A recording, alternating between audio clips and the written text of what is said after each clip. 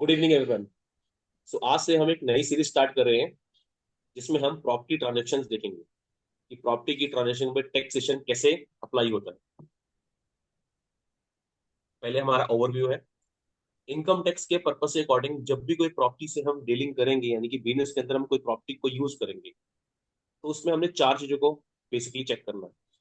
Type of property, उसका basis क्या होगा, होल्डिंग पीरियड किसे कहते हैं, और एक्वायरमेंट। ठीक है, तो सबसे पहले हम देखते हैं टाइप ऑफ प्रॉपर्टी। हमने ये अपनी कैपिटल गेन की सीरीज में भी देखा था कि टाइप ऑफ प्रॉपर्टीज कौन कौन सी कवर होती है। एक होती है, इसमें दो प्रॉपर्टीज होती हैं, दो मेन टाइप्स हैं। एक होती है रियल प्रॉपर्टी जिसके अंदर कंसिडर होता है लैंड एंड बिल्डिंग, और एक होती है पर्सनल प्रॉपर्टी। पर्सनल प्रॉपर्टी कौन सी थी, जिसमें furniture, machinery, equipment, many other type of assets. ठीक है, अब वो कहते हैं कि हमने कैपिटल गेन में ना पर्सनल यूज एसेट भी देखी थी। अब कई बार तो हम ही कंफ्यूज हो जाते हैं कि पर्सनल प्रॉपर्टी किसे कहते हैं और पर्सनल यूज प्रॉपर्टी किसे कहते हैं। तो आप डिफरेंस देखते हैं इसमें। It is important to highlight that personal property as different from a इससे पर्सनल यूज प्रॉपर्टी। अब पर्सनल यूज प्रॉपर्टी कौन सी होती है ना, जो मैं खुद अपने पर्सनल यूज के लिए रखी हुई है। यानी कि जैसे मेरे पास कार है, मेरे पास कोई मशीनरी जो मैं घर पे अपने पर्सनल इंजॉयमेंट के लिए रखता हूँ। और पर्सनल प्रॉपर्टी को वो मानते हैं कि जो वो बिजनेस में यूज कर रहे हैं। अब personal use property is any property, real और पर्सनल दोनों हो सकती है। अगर वो पर्सनल यूज प्रॉपर्टी रियल है तो वो कौन सी हो सकती है, मेरा हाउस हो सकता है। और पर्सनल है तो कार हो सकती है। ठीक है ना, तो ये ऐसी प्रॉपर्टी जो मैं पर्सनल यूज के लिए करता हूँ, that is held for personal use rather than use in trade and business. तो उन्होंने सिंपली कह दिया कोई भी आपकी रियल और पर्सनल एसेट हो, प्रॉपर्टी हो, अगर वो आपके पर्सनल यूज के लिए है तो वो पर्सनल यूज एसेट है। अगर आपके वो बिजनेस के लिए है तो वो कौन सी है, पर्सनल प्रॉपर्टी बन गई। ठीक है, मैंने टेक्स्ट पर use a property for a business और investment purpose, personal purpose at the same time. अब कहता है कि कोई आपकी प्रॉपर्टी है ना, आप जैसे आप घर ही हो, घर ले लो, तो आप कह रहे हो आधे घर में, जैसे ये पूरा घर है, आधे घर में तो रह रहे हो, रेजिडेंट मार्क है और इसका ऑफिस मार्क है। तो कहता है जितना आपने पार्टीशन यूज किया हुआ है, जितने समय के लिए यूज किया हुआ है, तो उसके अकॉर्डिंग जो उसका बेसिस है ना उसको एलोकेटेड कर लो। अब यहाँ पे बेसिस किसे कहते हैं। बेसिस क्या होता है, जब आप कोई प्रॉपर्टी खरीदते हो ना तो उसके अंदर आपने कितनी इन्वेस्टमेंट की हुई है। सपोज मैंने एक कार खरीदी 1 लाख की, तो मेरी कार का जो बेसिस है ना वो 1 लाख। इंडियन टर्म्स में हम इसे ना बुक वैल्यू बोलते हैं कि यार मेरी आज के डेट में बुक वैल्यू कितनी चल रही है। कोस्टिंग जैसे हम, एक होता है कोस्टिंग, कितने की मैंने खरीदी, उसके बाद अगर मैंने कोई उसमें रिपेयर मेंटेनेंस कराई जिससे उसकी वैल्यू बढ़ी तो उसको ऐड करेंगे। ठीक है ना, प्लस सॉरी माइनस डेप्रिसिएशन, मैं हर साल उसे लेस करता रहूंगा तो डेप्रिसिएशन लेस होगा। तो ये सब लेस करते करते मेरा बेसिस निकलता है। इंडियन टर्म्स में इसे बुक वैल्यू बोलते हैं जिसके ऊपर हम डेप्रिसिएशन चार्ज करते हैं। तो कहते हैं जो इसका बेसिस है ना, यानी कि जो भी प्रॉपर्टी हम यूज कर रहे हैं, अगर वो दोनों पर्पज के लिए यूज हो रही है, मेरे बिजनेस के लिए और जैसे से ना property use for business purpose and investment purpose and personal purpose use हो रही है, तो basis must be allocated based on the property use, जितना मैंने टाइम यूज किया और जितना पार्ट यूज किया, तो उसी एलोकेटेड के बेस पे मुझे इस प्रॉपर्टी को डेप्रिशिएट करना है। ठीक है, तो ये तो मेरा हो गया फर्स्ट पॉइंट जिसमें मैंने पढ़ा टाइप्स ऑफ प्रॉपर्टी। अब करते हैं बेसिस। बेसिस को ना आप ये समझिए, जैसे मैंने कहा था ना, मैंने कार ली, कार के ऊपर मैंने लाख रुपए खर्च किया, मैं शोरूम को दे के आया लाख रुपए। फिर मैंने क्या किया, इसकी आरसी बनवाई, आरसी के मैं 10,000 दे आया। फिर मेरा कुछ और खर्चा हुआ, सीट कवर वगैरह डलवाए जो भी है, तो 1,000 मेरा और खर्चा हो गया, तो ये मेरा कितना आ गया, 111। तो मैंने ये ना अमाउंट इन्वेस्ट कर दी। अब इन्वेस्टमेंट के बेस पे, इसी अमाउंट के बेस पे मैं इसका डेप्रिसिएशन चार्ज करूंगा। अगर मुझे कभी लॉस हुआ तो मैं लॉस की एप्लीकेशन यूज करूंगा। तो ये सब चीजें होती है, तो इसे बेसिस इसको कहते हैं। In general the basis of the property represent the amount tax पर इन्वेस्ट, जितना आप उसमें इनिशियल इन्वेस्ट करते हो ना वो वाली amount. It is the amount that paid in cash और डेट एज्यूम। अब ये दो टर्म्स ना आपकी हमेशा कैपिटल गेन सीरीज और प्रॉपर्टी ट्रांजेक्शन में आपके साथ चलेगी। अब मैं अगर कोई कार लेके आ रहा हूँ तो मेरी कार पे या तो मैं ऐसे जैसे हम डाउन पेमेंट देते हैं, डीपी जिसे बोलते हैं, मैंने 10,000 कैश दे दिया और एक लोन ले लिया बैंक से, 90,000 का लोन, तो वो 1 लाख तो मेरी कॉस्टिंग बन गई। लोन भी तो मुझे ही चुकाना है ना, तो उसमें या कैश मैंने 10,000 दे दिया, लोन मैंने 90 ले लिया। तो इन्होंने ना वही चीज को ना लाइन में लिख दिया, यानी कि डेफिनेशन बना दी। और वो हमेशा हमारे ना जब भी हम ये पार्ट 1 2 पढ़ते हैं ना, तो उसमें ना डेट और कैश और डेट अज्यूम ये वर्ड आते रहेंगे, तो वो कंफ्यूजन नहीं देनी। वो सिंपली हमारा टोटल कॉस्ट ऑफ वैल्यू बता रहे हैं। वो कहते हैं अगर आपने कोई अमाउंट पेड किया है इन कैश में और कोई डेट अज्यूम किया है, ठीक है ना, और द वैल्यू ऑफ अदर और service provided in exchange of that property, यानी कि और कोई आपने एसेट उस प्रॉपर्टी के एंगेस्ट में ली है, जैसे मैंने शीट कवर डलवाई तो वो भी मेरी उस प्रॉपर्टी के अंदर इंक्लूड होगी, उसकी वैल्यू बढ़ गई, तो सबको हम मान के क्या मानेंगे, बेसिस मानेंगे। इस लाइन को हम आने वाली और वीडियोस में, सेशन में बहुत डिटेल से कवर करेंगे कि डेट एज्यूम किसे कहते हैं, cash, other asset, service, exchange, ये वो सब कुछ, ठीक है। तो अभी के लिए समझो कि मेरी जो इनिशियल इन्वेस्टमेंट है उसको मैंने बेसिस मानना है। उस इन्वेस्टमेंट में क्या हो सकता है, मेरा कैश भी हो सकता है और मैंने डेट जो अज्यूम किया यानी कि जो बैंक से लोन लिया वो भी मैं इसकी इनिशियल बेसिस में ऐड करूंगा, और कोई साथ में कोई मेरी अदर एसेट उस प्रॉपर्टी में लगी है तो वो भी इंक्लूड करूंगा, और service provided in exchange of that property.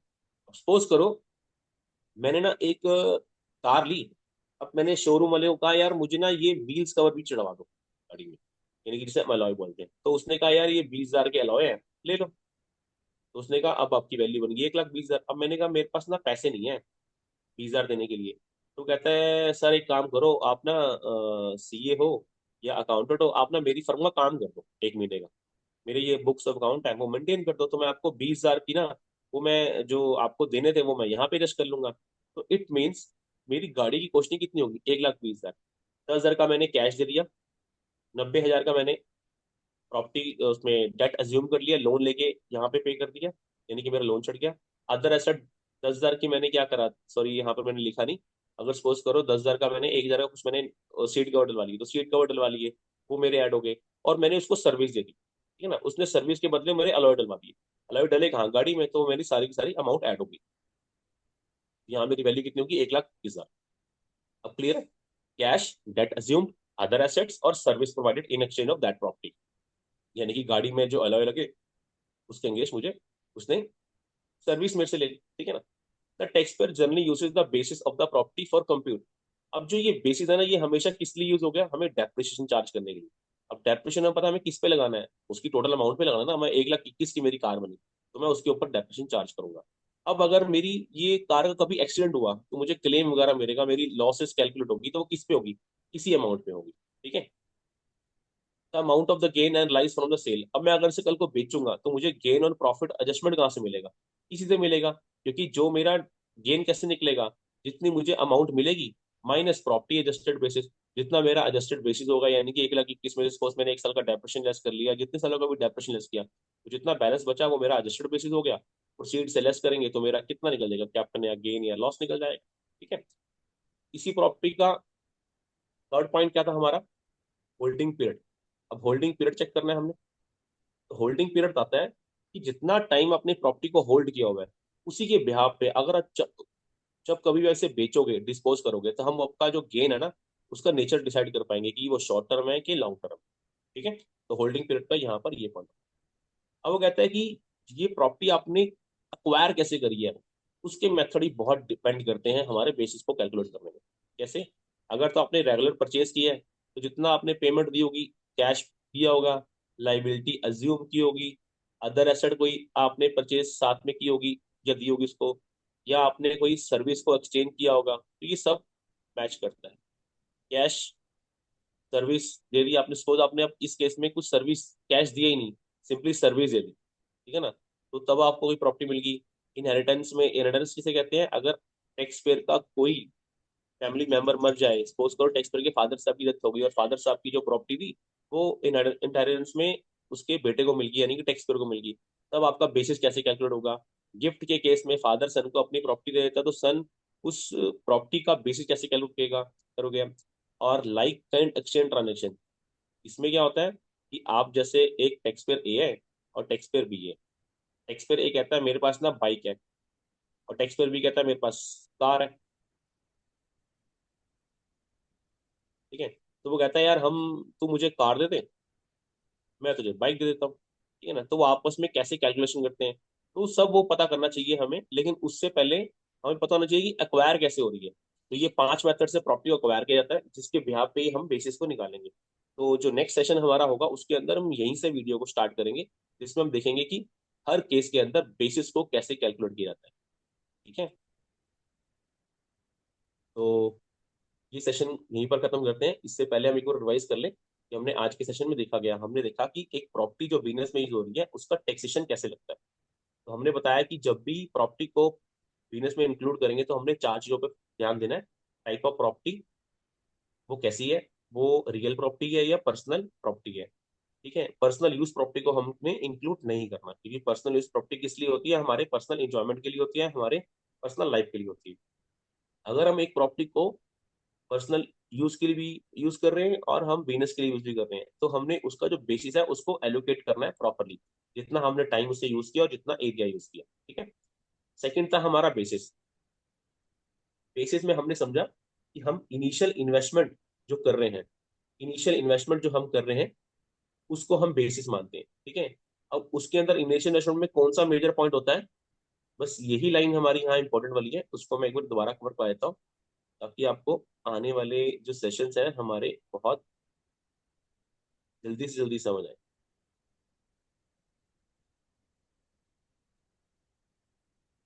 हम इंडियंस क्या करते हैं, जब भी कार लेने आते हैं तो कैश पेमेंट नहीं देते। ठीक है ना।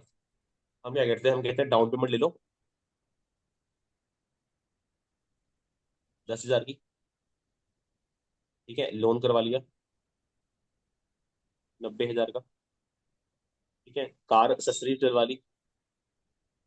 ठीक है, उसमें हमने 1,000 की कार एक्सेसरी डलवा ली, सॉरी 10,000 की डलवा ली। ठीक है, वो हमने कैश दे दी। और हमने कहा कि ना मुझे अलॉय डालना गाड़ी में। अलॉय के लिए हमने क्या किया, 20,000 के अलॉय डलवा दी।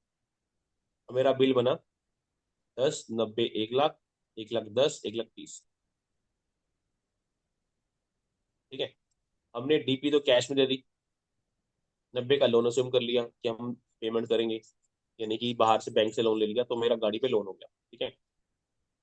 The value of the other asset, suppose करो मैंने बैलेंस मेरा बचा 1 लाख, 1 लाख का मेरा ये यहाँ पे हो गया, 30,000 बचा। अब मैंने उससे ना कार शोरूम वाले को कहा, मैंने कहा यार 1 लाख का जुगाड़ तो हो गया मेरे पास। अब 10,000 का मैंने जो कार एक्सेसरी डलवाई है और 20,000 के अलोए हैं।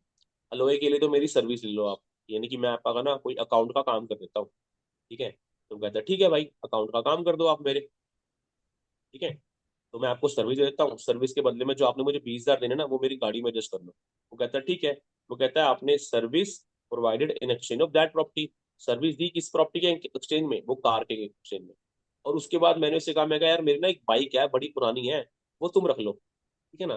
तो वो उससे जो पैसा बनेगा ना वो मेरी गाड़ी में एडजस्ट कर लो। तो उसने कहा जी चलो ठीक है, बाइक जो आपकी है ना वो हम आपकी 10,000 में ले लेते हैं। तो उसने 10,000 के बदले मुझे कार एक्सेसरी दे दी। ठीक है ना, यानी गाड़ी का सामान सामान कुछ डाल दिया। तो मेरी गाड़ी की 1,30,000 वैल्यू बन गई। 10 का मैंने कैश दे दिया, 90 का मैंने लोन अज्यूम कर लिया। अदर एसेट जो मैंने बाइक दी, ठीक है ना, और मैंने जो सर्विस दी किसके एक्सचेंज में दी, उस प्रॉपर्टी के एंगेज में, यानी कि कार के एंगेज में। तो मेरी अदर एसेट कितनी थी, बाइक 10,000 की थी, और जो मैंने सर्विस प्रोवाइड करी वो 20,000 की थी। तो मेरा इनिशियल इन्वेस्टमेंट कितना बन गया, 1,30,000 का। बस यही चीज है हमें जो हमेशा याद रखनी है। आने वाले सेशन में हमारी 7-8 वीडियोस बनेंगी जिसके ऊपर बेसिस पे ही बात होगी, और बेसिस में ही ये चार चीजें हमेशा आएंगी, cash, debt assume, other asset, और service provided in exchange of that property. ठीक है, तो ये डीपी, लोन, कार एक्सेसरी और अलॉय। डीपी हमने कैश दे दी, लोन हमने अज्यूम कर लिया, कार एक्सेसरी के बदले हमने अपनी बाइक दे दी, और अलॉय के बदले में हमने सर्विस दे दी। ठीक है, तो ये हमेशा बेसिस में कवर होंगे। अब बेसिस को हमने यूज करना है किसके लिए, डेप्रिसिएशन निकालने के लिए, अगर कोई लॉस हो गया उसको निकालने के लिए, और कल को अगर प्रॉपर्टी बेची तो उसमें गेन और लॉस को कैलकुलेट करने के लिए। होल्डिंग पीरियड क्या है, होल्डिंग पीरियड आपको बताएगा कि आपकी प्रॉपर्टी जब बिकेगी तो उस पर शॉर्ट टर्म गेन लगेगा या लॉन्ग टर्म गेन लगेगा, ये भी क्लियर हो गया। अब आपने प्रॉपर्टी को अक्वायर कैसे करना है, ये 5 मेथड है। इन्हीं 5 मेथड्स पे आने वाले सेशंस में 2 से 3 हमारी वीडियोस बनेंगी जिसमें आपको क्लैरिटी समझ आएगा कि ये 5 सेशन के अकॉर्डिंग हमारा बेसिस कैसे डिसाइड होता है। ठीक है ना, जिसमें purchase, acquisition, exchange service provided, inheritance, gift and like kind exchange। ठीक है, सो ये हमारी टीम का नंबर है। अगर आपको ये कोर्स के रिगार्डिंग कुछ भी इन्फॉर्मेशन लेनी हो और प्रैक्टिकल फॉर्म 1040 के रिगार्डिंग कुछ भी इन्फॉर्मेशन लेनी हो तो हमारी टीम से आप कॉन्टेक्ट कर सकते हो, और हमारे यूट्यूब चैनल को आप सब्सक्राइब कर सकते हो ताकि कोई भी कंटेंट जो इम्पोर्टेंट हो और हम अपलोड करें वो आपको आसानी से मिल सके। Till then take care, bye.